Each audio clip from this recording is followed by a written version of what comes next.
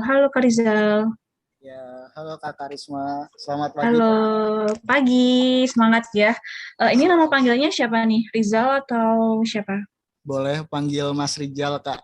Oh, Mas Rizal ya. Siap. Oke, bisa perkenalan dulu ya. Asalnya dari Ya, mana, prodi apa, universitas apa, dan sekarang mengabdi di sekolah mana?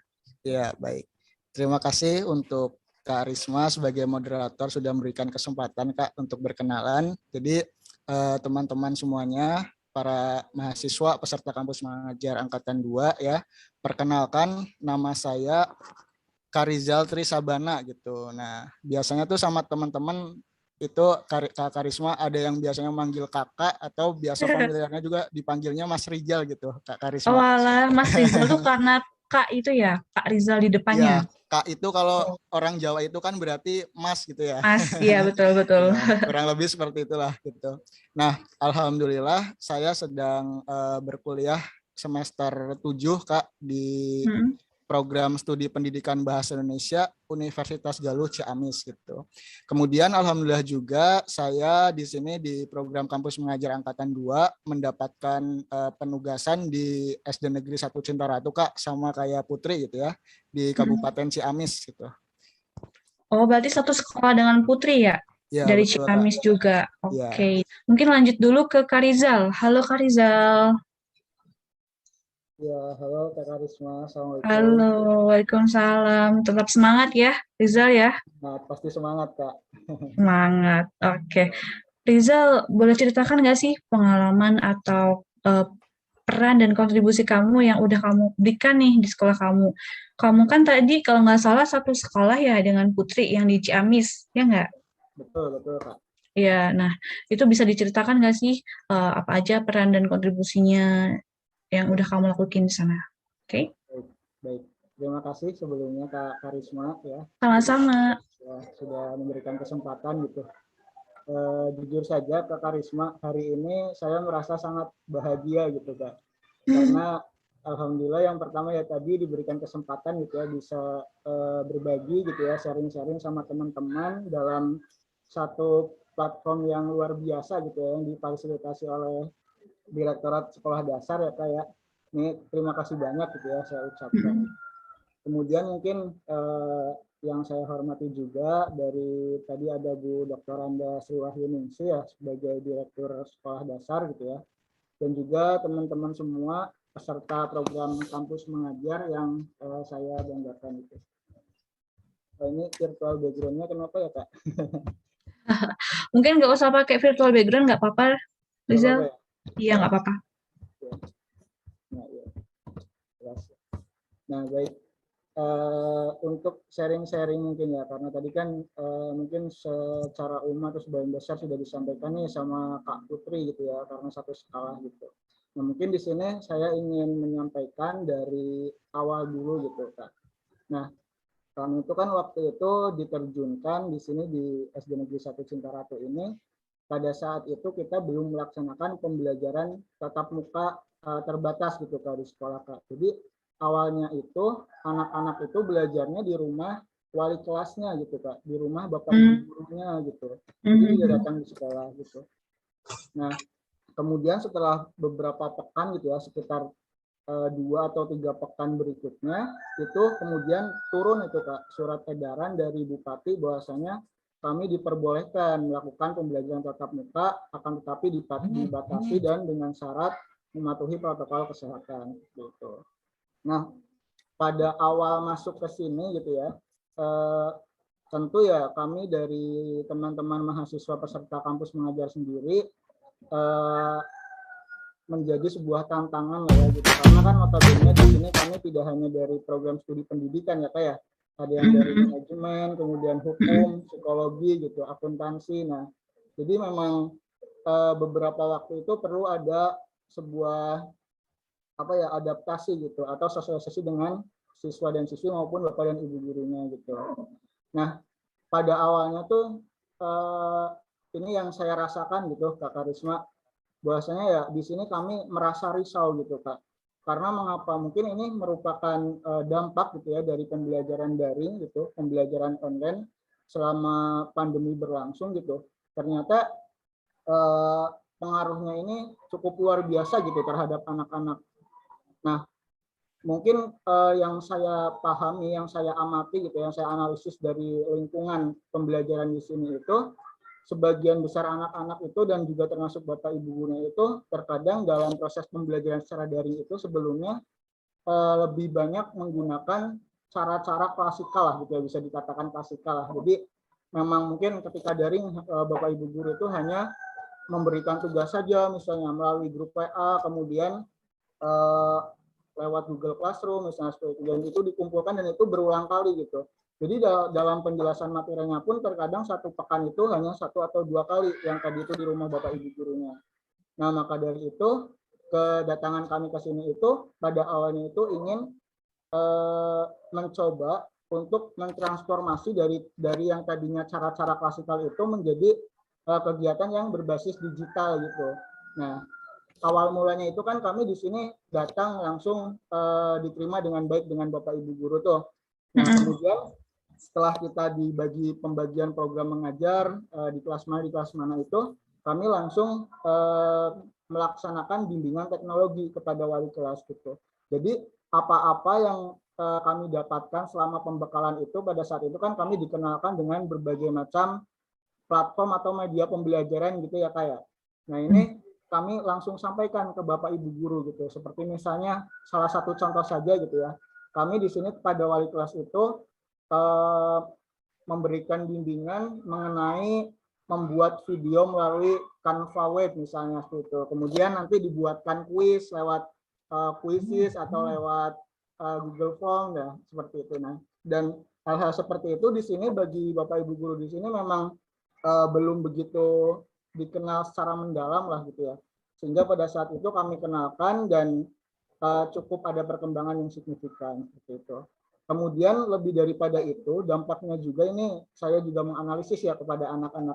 Mungkin karena terlalu sering belajar secara online, belajar di rumah, nah dan juga bimbingan dari orang tua juga tidak terlalu tidak terlalu sering gitulah. Jadi menurut saya ini karena dampak penggunaan gadget atau smartphone yang anak-anak miliki ini tidak terawasi dengan terawasi oleh guru gitu, oleh pengajar, sehingga dampaknya apa? Saat pembelajaran tatap muka terbatas ini pertama dilaksanakan di sekolah, nah ini kami banyak sekali menjumpai bahwasanya banyak anak-anak atau siswa atau peserta didik yang mereka itu belum lancar atau masih terbata-bata dalam membaca gitu Kak. Nah, terlebih apalagi yang kelas 1 nih atau kelas 2 masih ada beberapa anak yang memang belum mengenal alfabet gitu. Dan bahkan kelas 4 dan kelas 5 ini masih ada beberapa anak yang kesulitan membaca.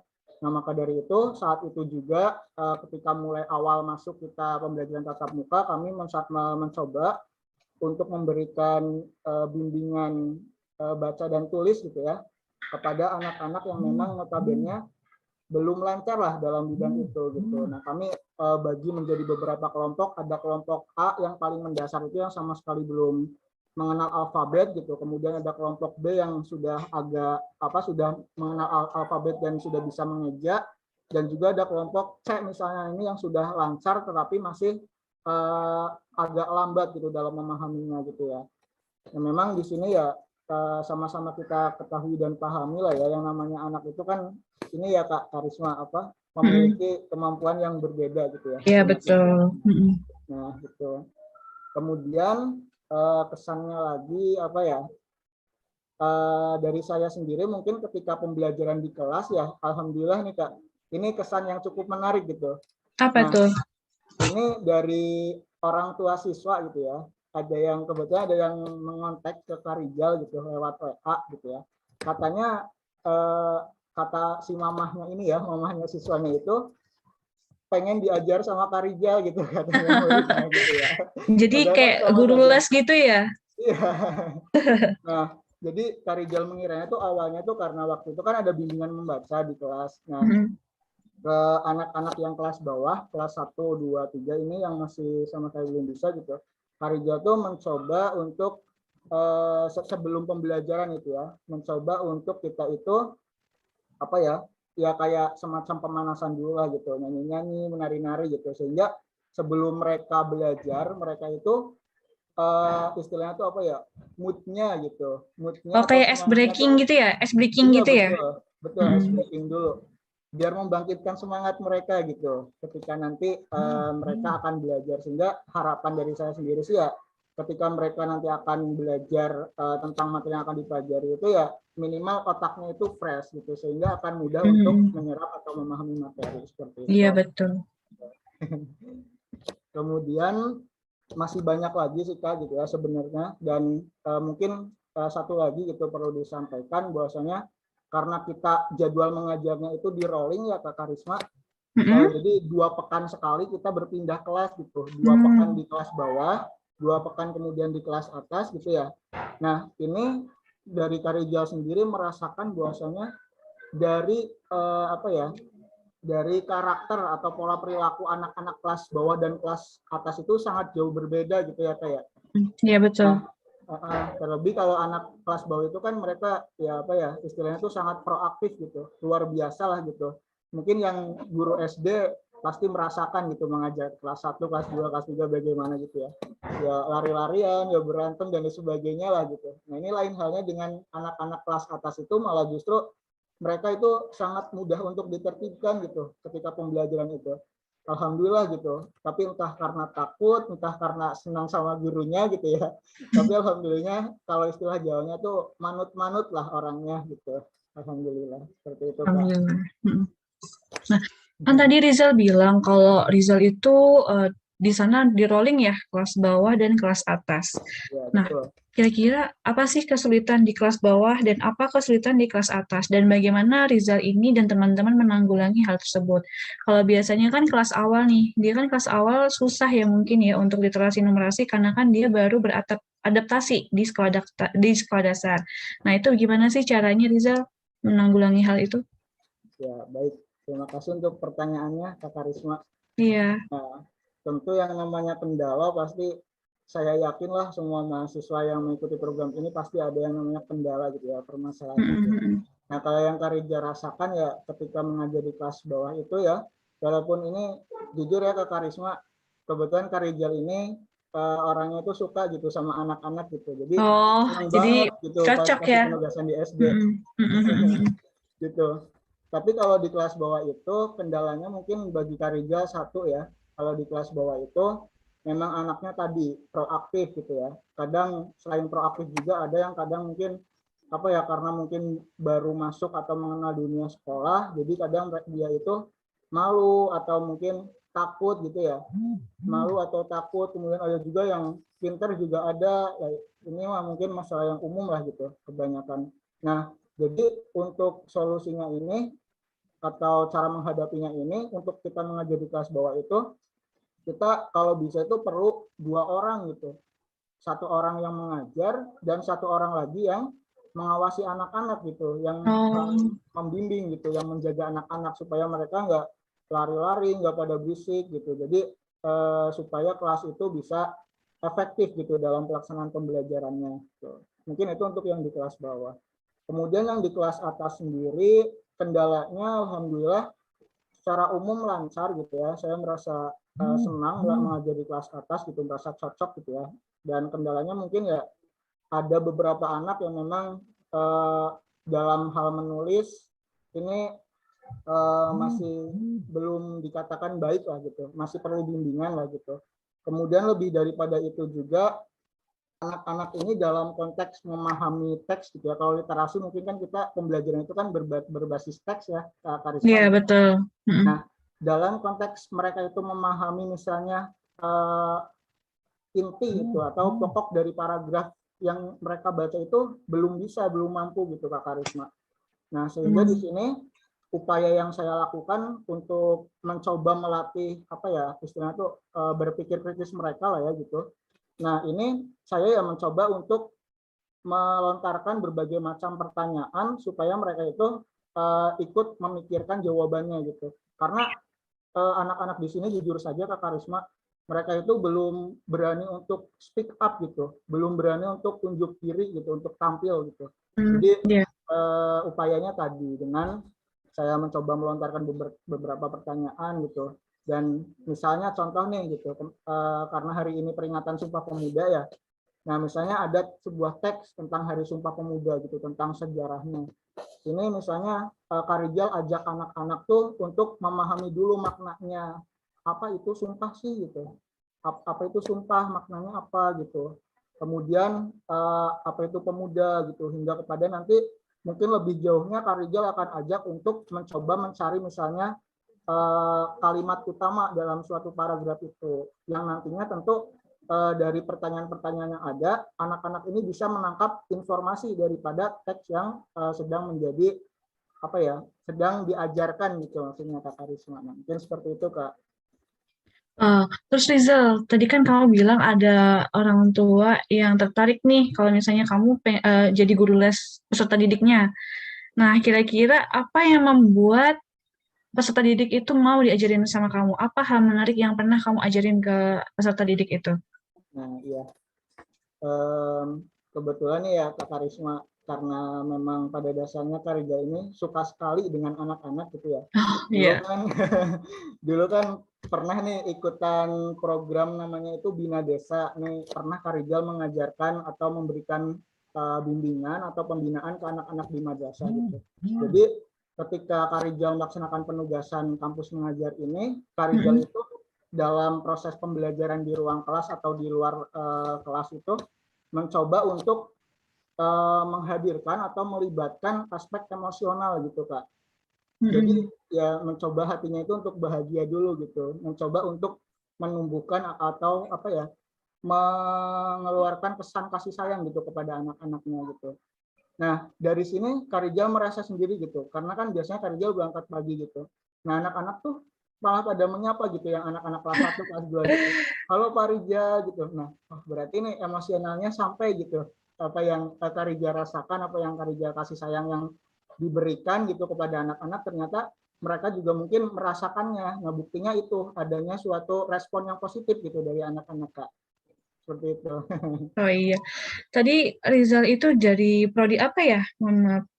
Dari Prodi Pendidikan Bahasa Indonesia. Oh, berarti sesuai banget ini. Jadi literasinya harus kuat ya, Rizal ya. Ya mudah-mudahan Kak. Ya, berarti diterapkan benar-benar ya ini apa yang didapat di kuliah itu untuk apa namanya diaplikasikan di sekolah dasar. Ya. Ya, Nah, Rizal, berarti kan kalau rolling berarti ada berapa mahasiswa ya yang di sekolah Rizal? ada 6 mahasiswa. Oh, ada 6 mahasiswa. Berarti bisa rolling ke kelas 1, 2, 3, 4, Wah, 5, 6 gitu ya? ya, Oh, gitu ya. Berarti di sekolah Rizal juga udah PTM ya? Karena kan satu sekolah dengan Putri ya tadi ya? betul, sudah PTM 50%. Oh iya. Oh ya Rizal, tadi kan di video itu kalau nggak salah ada semacam lembar-lembaran ya. Itu administrasi atau apa ya? Apa? Gimana Kak Karisma? Tadi kan di video yang ditampilkan ada berupa lembaran-lembaran yang di print gitu. Itu berupa administrasi atau apa? Iya Mungkin Kak, bisa dijelaskan. insya Allah bisa. Nah, alhamdulillah kan memang apa namanya, salah satu misi gitu ya dari penugasan kami saat pembekalan itu kan diantaranya adalah untuk membantu administrasi di sekolah ya Kak ya. Ya, Nah, betul. kalau misalnya untuk administrasi apa ya, mungkin yang berkaitan dengan dapodik atau sistem ke sekolah, sistem sekolah dengan apa namanya, yang intinya tentang dapodik itu ya Pak. Ini kami secara keseluruhan belum terlibat gitu Pak. Jadi kami alhamdulillah di SD Negeri 1 Cintaratu ini karena mempunyai bangunan baru, yakni berupa bangunan yang dialokasikan untuk perpustakaan gitu ya, dan banyak sekali buku, ada sekitar 20 dus lebih mungkin ya. Nah ini kami fokuskan selama mengajar ini ingin menuntaskan administrasi perpustakaan gitu Kak. Ini untuk di administrasi sendiri gitu. Dari mulai misalnya memberikan nomor buku, memberikan label, menginput data buku seperti itu ya, karena cukup banyak dan itu kita barengi dengan kegiatan mengajar yang notabene itu waktunya sampai pukul 10 atau pukul 11 gitu kan, karena waktu kita sampai zuhur, jadi ya cukup lumayan kewalahan gitu karena terlalu banyak seperti itu. Kemudian untuk administrasi yang lain mungkin Kak ya. Nah, untuk administrasi kelas sendiri ini kami juga terkadang dengan wali kelas itu seringkali sharing atau berbagi gitu ya. Karena kan kalau mungkin kalau mahasiswa pendidikan itu kan sama-sama tahu lah gitu. Biasanya ada mata kuliah misalnya pengelolaan pendidikan atau perencanaan pendidikan gitu ya, terkait administrasi kelas kan ini ada gitu dari perencanaan sampai dengan evaluasinya gitu. Nah, ini untuk keterlibatan kami dengan wali kelas ya alhamdulillah ada gitu Kak untuk administrasi kelas gitu, karena kan secara umumnya ya walaupun sama gitu administrasinya tapi kadang terbeda ada perbedaan gitu, karena kan Karija ini di sekolah di kuliahan itu kan jurusannya itu kan guru bidang ya Kak, bukan PGSD gitu. Jadi Oh iya pasti ya. ya ada perbedaannya ketika di kuliah kita belajar untuk administrasi di persekolahan di SMA gitu, ketika di SD oh iya gitu, walaupun secara umumnya sama tapi tentu ada perbedaan di dalamnya, seperti itu Kak. Mungkin lanjut ke Karizal. Halo Karizal, masih bergabung kan? Ya, halo Kak Karisma. Iya, Karizal tadi kan pas perkenalan tadi itu kamu menjelaskan sepertinya banyak nih adaptasi teknologi yang kamu berikan. Nah, apakah sama dengan Putri atau ada hal lain yang kamu berikan di sekolah kamu? Ya, baik Kak Karisma, insya Allah saya akan menambahkan gitu ya, dari mungkin Ya. secara umum yang tadi Putri sampaikan gitu ya, karena kita satu sekolah gitu. Jadi awalnya waktu itu ya memang seperti itu ya, kebanyakan guru itu hanya menggunakan grup WhatsApp gitu, dan itu hanya mengirimkan materi saja, materi dan tugas gitu, tanpa ada penjelasan, tanpa ada diskusi atau tanya jawab dari peserta didik sendiri, sehingga ya dampaknya tadi peserta didik kurang memahami materi gitu. Nah, di awal dulu ketika masih daring itu mungkin sama seperti Kak Putri yang dari Bali nih, Kak Rizal itu suka banget pakai Canva web gitu Kak. Nah, Iya, jadi betul. karena banyak banget apa ya fitur-fitur dan juga animasi yang menarik ini, jadi kita bisa berakselerasi lebih jauh lah gitu dalam membuat bahan ajar gitu. Selain itu juga misalnya ketika membuat video pembelajaran gitu ya. Nah, ini menggunakan aplikasi yang cukup mudah gitu, KineMaster misalnya, ini kan cukup mudah dan dapat diakses melalui handphone gitu ya. Ini juga efektif menurut Karijal untuk membuat bahan ajar gitu ya. Termasuk amanah dari Kemendikbud sendiri pada saat itu ketika pembekalan, yakni untuk mensosialisasikan aplikasi aksi juga insya Allah sudah kami sampaikan gitu ya ke Karisma. Dan kemudian ada lagi mungkin Kak ini hasil diskusi dari kami bersama kepala sekolah gitu Kak. Kalau di anak-anak SD itu kan tidak boleh membawa handphone atau gadget ke sekolah gitu. Nah, pada saat itu ketika sudah masuk PTM terbatas 50% gitu ya, Karijal ini coba ngobrol gitu sama Pak Kepala ini. Pak, kami mau coba ngajak anak-anak gitu untuk mengenalkan teknologi gitu. Jadi kami mohon izin untuk anak-anak nanti membawa handphone atau membawa laptop gitu. Dan alhamdulillah respon kepala sekolah ini positif gitu Kak. Alhamdulillah nih anak-anak kelas atas gitu ya, mungkin 4, 5, 6 gitu, ini kami ajak untuk apa ya, minimalnya ya mereka itu mengenal secara mendasar lebih dahulu gitu ya. Jadi kalau misalnya teman-teman tadi menyaksikan di video mungkin ada sedang Google Meet gitu ya, pembelajaran itu benar-benar dilaksanakan gitu Kak. Anak-anaknya di rumah, kita gurunya di sekolah pakai Google Meet, dan ternyata cukup interaktif gitu. Dari penjelasannya juga komunikatif, dapat diserap oleh anak-anak, dan anak-anak juga cukup aktif gitu ya. Mungkin karena antusiasme mereka gitu ya, yang pertama kali memang di daerah sini cukup apa ya, belum begitu mengenal secara mendalam lah tentang hal-hal misalnya seperti virtual meeting atau platform lain lah gitu. Jadi antusiasmenya luar biasa dari anak-anak itu. Jadi minimalnya ya harapan kami nanti ketika misalnya anak-anak ini atau siswa-siswi di sini sudah menginjak ke jenjang pendidikan yang lebih tinggi, sekolah menengah misalnya, nah mereka itu sudah mengenal terlebih dahulu gitu. Minimalnya sudah tahu, oh dulu ketika saya di sekolah dasar bersama kakak-kakak KKM gitu, pernah belajar aplikasi ini gitu, saya udah tahu ini fitur-fiturnya, seperti itu Kak. Oh iya, berarti tidak jauh beda dari Putri ya? Ya, karena memang satu sekolah. Cuman tadi Riza menambahkan beberapa poin. Oke.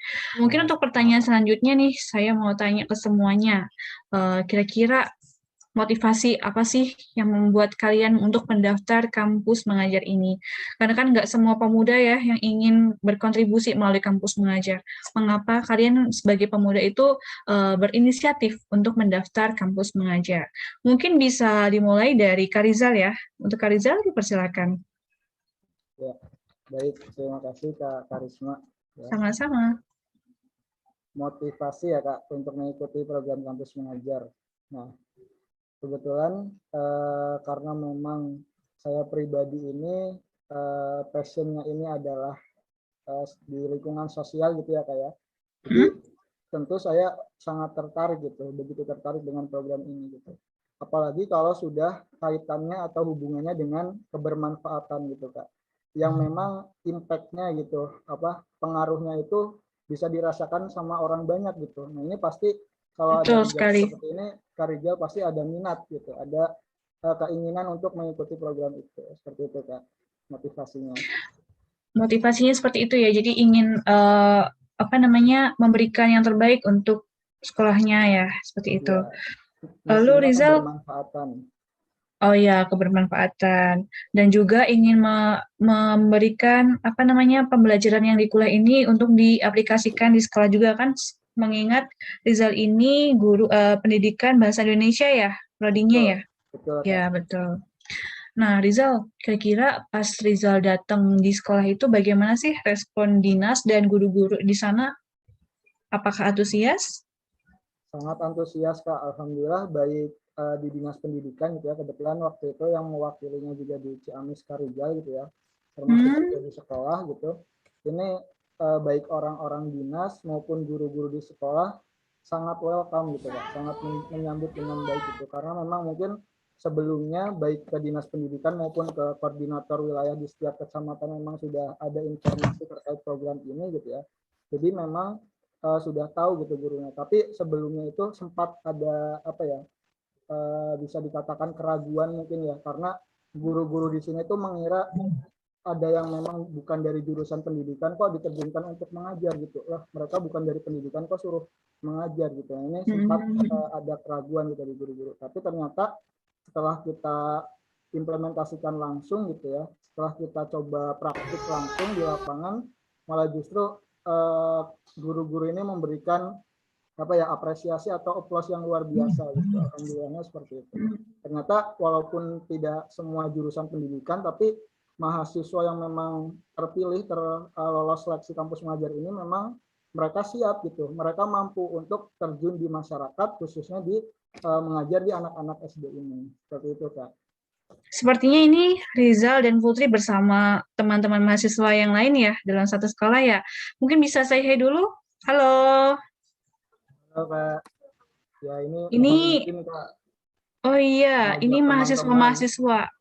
Oh iya, yang satu sekolah ya Rizal ya. Ya betul Kak. Nah ini boleh dikenalin ya Kak ya.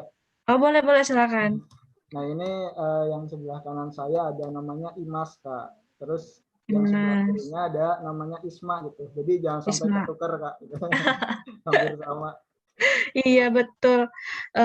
Jadi kalau Rizal ini kayaknya cowok sendiri ya dalam satu sekolah itu. Iya Kak, kebetulan yang 5 orang itu perempuan semua gitu. Jadi Karizal ini Oh, otomatis jadi imamnya Kak gitu. ya leadernya. Lanjut ke Karizal. Karizal mungkin bisa lanjut ya. Ya baik Kak Karisma. Pertama mungkin pesan gitu ya Kak. Pesan untuk teman-teman semua mungkin mahasiswa peserta program kampus mengajar angkatan 2 gitu ya. Untuk pesannya di sini mungkin saya ingin mengutip sebuah dawuh atau nasihat gitu ya dari seorang ulama yaitu Kiai Haji Maimun Zubair atau Mbah Mun gitu ya. Bahwasanya Hmm? untuk menjadi seorang guru itu jangan hanya kita ini mempunyai niatan untuk membuat orang pintar gitu. Nah, nanti ketika murid-murid kita tidak pintar, itu akhirnya kita hanya marah-marah gitu. Ikhlasnya, titik ikhlasnya itu bisa hilang gitu. Jadi niatkan saja untuk kita itu menyampaikan ilmu, kemudian mendidik dengan baik, dan apabila misalnya kelak murid kita itu akan menjadi orang yang pintar atau tidak, yaitu sudah hak prerogatif Allah gitu.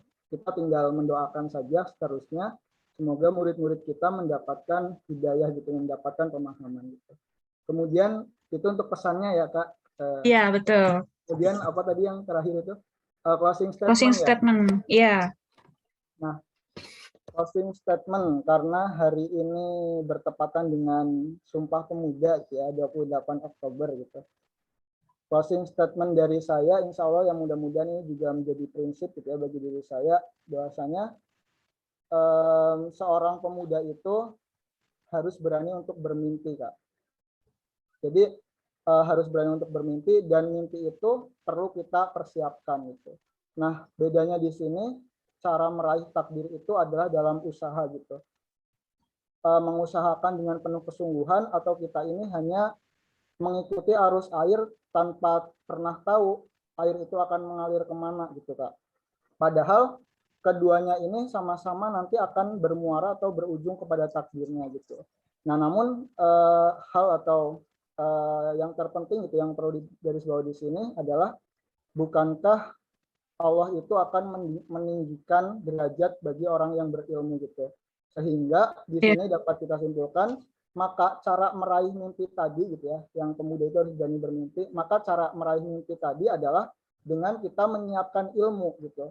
Ilmu yang menjadi dasar atau prinsip kebijaksanaan bagi seorang pemuda dalam ikhtiar dan tawakalnya untuk menuai kontribusi-kontribusi yang dapat memberikan dampak atau kebermanfaatan yang sangat luas bagi orang banyak gitu. Nah, itu mungkin sedikit closing statement dari Kak Rizal. Terima kasih Kak. Ya, terima kasih Kak Rizal atas closing statement-nya, bagus sekali. Baik, tidak menyangka ya kita sudah mencapai di akhir sesi, sudah closing statement juga. Baik, terima kasih atas kontribusinya ya, Risman, Kadek, Putri, dan Kak Rizal. Baik, sahabat Sekolah Dasar, sudah selesai ya acara pada pagi hari ini ngopi bareng dengan tema kontribusi pemuda dalam program Kampus Mengajar.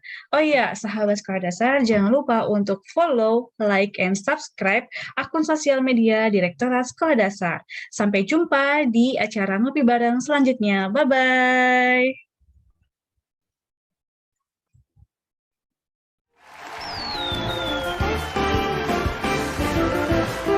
Terima kasih ya semuanya.